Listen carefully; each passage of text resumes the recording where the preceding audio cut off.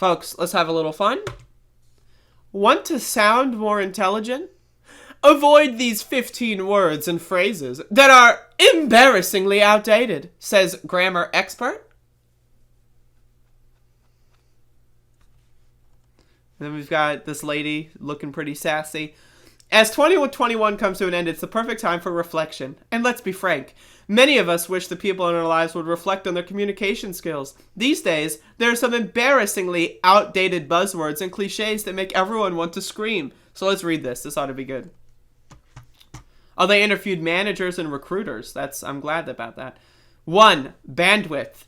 If you're talking about internet usage, go for it. But today, a lot of people use bandwidth to refer to human capacities to take on a task, and it's getting tired. I agree. Fuck bandwidth. End user. As with bandwidth, here's a computer word that's spread to more general use, especially in marketing and advertising. Our main problem is that it's dehumanizing and impersonal. Why not use a people-centric word like customer, buyer, or client? Okay. End user. I'm down. Get rid of it. Granular. Now, granular is a good word. I like granular. Granular first made a major blip on the radar at the beginning of the pandemic. People talked about examining data at the granular level, looking at the smallest bits of information to make important decisions. That's legit. But it's being used so often now that we deem to, no, I'm sorry. We're keeping granular. End user, bandwidth, all right. Granular, that's staying. Hack.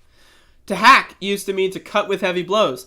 Then came the computer age and a new definition, courtesy of programmers. Now millions of enthusiastic people are blithely hacking all sorts of things, from cookie recipes to clogging toilets. I agree. Get rid of hack. It's a little cringe. I agree. 5, the phrase, I did a thing. This one I agree with. Get rid of this. This is a petty one, but it's also a phrase that a lot of people have complained about to us. You're scrolling through Instagram and bam, your friend posts that she did a thing and puts up a picture of a holiday decoration she made. Can't she just say, I made this? I agree. Get rid of I did a thing. It is what it is. The phrase is on a roll. Some say it dates back to a 1949 article in the Nebraska State Journal, but it really took off in the 2000s. In the past year, we've heard it everywhere. Thanks to COVID especially, we're all very aware of what it is, of what is. So why does everyone keep... It is what it is a phrase that it's impressive in the fact that it conveys no information. How do you feel about this? Well, it is what it is. What? How do you feel about it? Oh, yeah, it is what it is. No, but what is your opinion on what we're dealing with? Oh, it is what it is. All right. Influencer. You can't escape influencers, although we'd like to try. Today, pretty much anyone with even a small social media following is called an influencer. Am I an influencer? Has anyone ever been influenced by me? And businesses toss them a few bucks to tout, say, their massage oils and the host, blah, blah, blah. I agree, influencer is a bad word. It's just weird. I don't want to be an influencer. Jab. I agree with this one. Fuck jab. Jab, which means a quick, sharp blow or an injection into your body, was used mainly in Britain, but it's made its way across the pond through COVID vaccination coverage and caught on big time. Jab has a certain appeal. It's a somewhat nonchalant way to describe a serious thing, but we might have to live with getting shots for a while, so it'd be nice to call them shots again. Fuck jab. I've always hated jab. Jab sucks. The new normal. I agree with this one. Fuck the new normal. We've used this phrase a lot to ourselves in 2021. It isn't as new as you might think. While the new normal became a popular phrase during the 2008 financial crisis, it was actually first used after World War I to describe the transition to a new world after the war.